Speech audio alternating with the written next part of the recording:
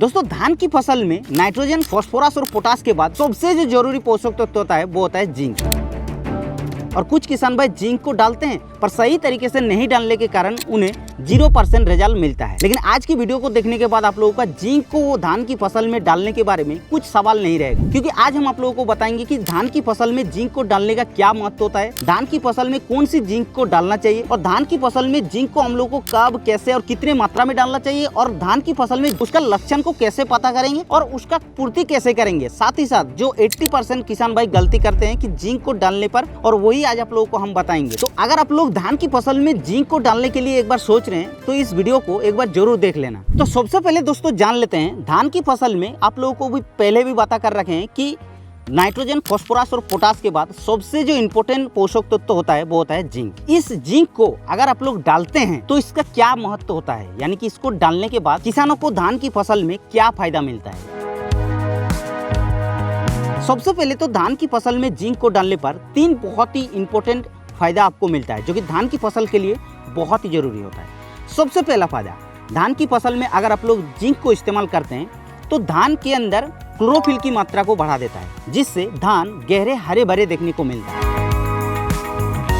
और दूसरा फायदा, धान की फसल में जिंक को इस्तेमाल करने पर धान के पौधे का जड़ों का विकास करता है और ऑक्सिन नामक जो हार्मोन होता है उसको तैयार करने में मदद करता है, जिससे धान की फसल में कल्ले ज्यादा निकलता है। और जब ज्यादा कल्ले निकलेगा तभी तो ज्यादा आप लोगों का बलिया निकलेगा, और ज्यादा बलिया निकलेगा तो प्रोडक्शन में आप लोगों का वृद्धि देखने के लिए मिलेगा। और तीसरा जो सबसे इंपॉर्टेंट है, धान की फसल में जिंक को डालने पर रोग प्रतिरोध क्षमता को बढ़ा देता है। यानी कि अगर जैविक तनाव, अजैविक तनाव के अंदर धान की फसल में तनाव लाने का डर होता है, तो जिंक अगर आपकी फसल में डाला हुआ रहता है तो वो तनाव आपकी धान की फसल में लगने नहीं देता है।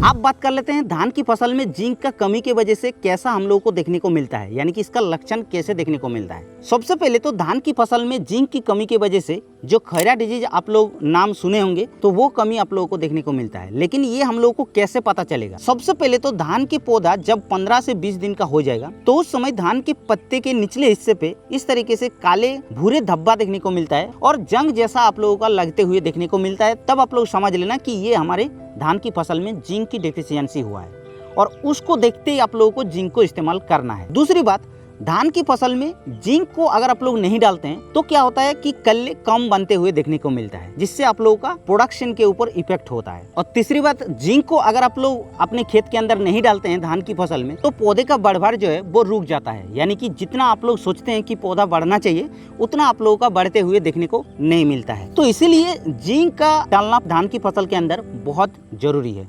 आप बात कर लेते हैं कौन सी जिंक को हम लोगों को धान की फसल में कब और कितने मात्रा में इस्तेमाल करना चाहिए। देखिए, जनरली जिंक 3 प्रकार की होता है। एक होता है जिंक 21% वाला, एक होता है जिंक 33% वाला और एक होता है जिंक 12% वाला। तो जो 21% वाला जिंक होता है उसको जिंक सल्फेट नाम से आप लोग जानते होंगे, या फिर बाजार में आप लोगों को जिंक सल्फेट नाम पे मिल जाएगा। और दूसरी बात, जो जिंक 33% वाला होता है वो मोनोहाइड्रेट नाम से आप लोग जानते होंगे, जो कि बाजार से आसानी से आप लोग मिल जाएगा। और तीसरी बात, जो 12% वाला होता है उसको आप लोग चिलिटेड जिंक के नाम से जानते हैं। अब सवाल आती है कि भाई धान की फसल में हम लोगों को कौन सी वाला जिंक को इस्तेमाल करना है। धान की फसल में वैसे तो आप लोग 21% वाला या फिर जो 33% वाला जिंक होता है दोनों को इस्तेमाल कर सकते हैं, सिवाय आपका 12% वाला। लेकिन इसको हम लोगों को कितने मात्रा में और कैसे डालना चाहिए? धान की रोपाई करने के जैसे 15 से 20 दिन बाद फर्स्ट यूरिया खाद आप लोग डालते हैं तो उस समय जिंक को डालना सबसे इम्पोर्टेंट टाइम होता है। और उस समय अगर आप लोग 21% वाला जो जिंक सल्फेट नाम से मिलता है उसको इस्तेमाल करते हैं तो 8 से 10 किलोग्राम प्रति एकड़ के हिसाब से आप लोगों को इस्तेमाल करना चाहिए। और अगर आप लोग 33% वाला मोनोहाइड्रेट जिंक को इस्तेमाल करते हैं तो 6 किलोग्राम काफ़ी है। लेकिन सवाल ये आती है कि जिंक को क्या हम लोग यूरिया खाद के साथ मिलाकर डाल सकते हैं या फिर और भी किसी अन्य खाद के साथ भी मिलाकर डाल सकते हैं? जिंक को वैसे तो आप लोग यूरिया खाद के साथ मिला करके डाल सकते हैं, कोई दिक्कत नहीं है जब आप लोग फर्स्ट यूरिया खाद डालते हैं। दूसरी बात, अगर आप लोग मान के चलिए यूरिया खाद डाल दिए हैं और जिंक डालना भूल गए हैं या फिर बाद में पता चल रहा है कि जिंक डालना हम लोग के लिए सही है, तो धान की फसल का 25 से 28-30 दिन तक आप लोग जिंक को डाल सकते हैं। लेकिन उस समय हम लोग कैसे डालेंगे, क्योंकि यूरिया खाद को हम लोग पहले डाल दिए और जिंक को हम लोग अलग से अगर डालेंगे तो हम लोग का 6 किलो जिंक में कैसे कवर होगा 1 एकड़ का खेत। हाँ, एक चीज बताना भूल गया, ये जो डोज बता रहे हैं ये धान की फसल का 1 एकड़ के हिसाब से डोज आप लोगों को बता रहे हैं। लेकिन सवाल ये आती है कि 6 किलो अगर हम लोग मोनोहाइड्रेट जो 33% वाला जिंक को डालते हैं तो कैसे डालेंगे। तो उसके लिए अगर आप लोग बालू या फिर जिसको रेत बोलता है उसके साथ भी मिला करके डालते हैं तो भी आप लोगों का कोई दिक्कत नहीं है, 100% इसका रिजल्ट देखने के लिए मिलेगा। अब सवाल आती है ये जो 12% वाला जिंक होता है तो वो किस लिए होता है। वो एक्चुअली स्प्रे के लिए होता है। मान के चलिए आप लोगों का धान की फसल 40 से 45-50 दिन का हो गया और धान की फसल में पूरा आपका जिंक का लक्षण देखने को मिल रहा है, तो उस कंडीशन में आप लोग जो जिंक 33% वाला या फिर 21% वाला उसको तो इस्तेमाल नहीं कर सकते हैं। तो उस समय आप लोगों का 12% वाला चिलिटेड जिंक का जरूरत पड़ता है जो कि स्प्रे के लिए होता है। तो उसको आप लोगों को 120 से 150 ग्राम तक प्रति 150 लीटर पानी में घोल बना करके अगर आप लोग स्प्रे करते हैं 7 दिन अंतराल पर 2 बार, तो आप लोगों का जो जिंक का कमी होता है वो पूरी भरपूर हो जाता है।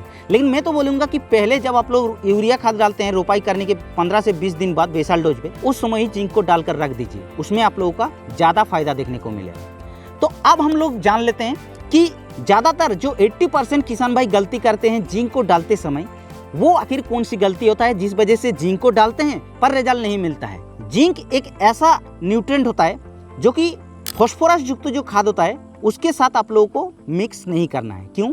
क्योंकि अगर आप लोग फास्फोरस युक्त जो डीएपी खाद होता है या फिर एनपीके के अंदर भी फास्फोरस होता है, यानी कि फास्फोरस युक्त जो भी खाद होता है उसके साथ अगर जिंक को मिला देते हैं तो उस दोनों का रिएक्शन हो जाता है और रिएक्शन होने के बाद जिंक फॉस्फेट बना देता है। और जैसे ही उसको आप लोग धान की फसल में डालते हैं तो क्या करता है, मिट्टी के अंदर वो एकदम फिक्स्ड हो जाता है, यानी कि जो जिंक होता है उसका भी फायदा नहीं मिलेगा और जो फॉस्फेट डालते हैं उसका भी फायदा नहीं मिलेगा। इसीलिए आप लोगों को जिंक को हमेशा फॉस्फेट से दूरी रखना है और आप लोगों का बालू या फिर यूरिया खाद के साथ आप लोग बेझिझक मिला सकते हैं और डाल सकते हैं। और दूसरा किसान भाई एक गलती क्या करते हैं कि डीएपी खाद को जब इस्तेमाल कर देते हैं किसान भाई तो उसका 7 से 8 दिन होने ही नहीं देता है और उसके बीच में जिंक को डाल देते हैं। तो आप लोगों का सीधा सीधा देखा जाए तो जिंक फॉस्फेट एक साथ में मिक्स करना जैसा ही हो गया है।